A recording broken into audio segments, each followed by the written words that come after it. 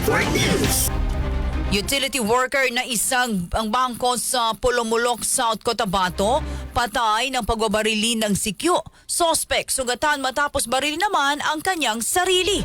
Detalye ng balitang yan mula kay Rajuman Rose Shoko ng RMN General Santos. RMN Live Report.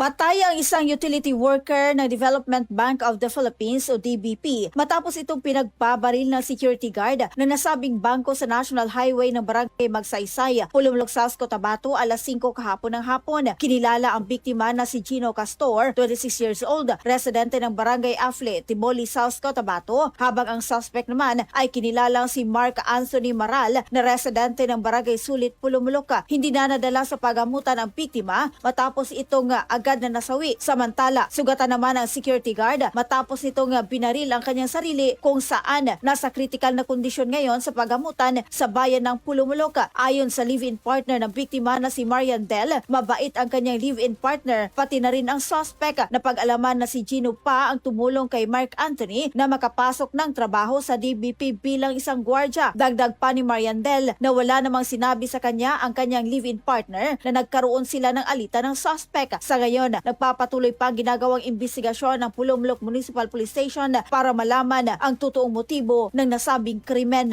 Kasama mo sa DXMD RMN General Santos, Rajuman Rose Tabosari Shoko, Tatak RMN. RMN Network News.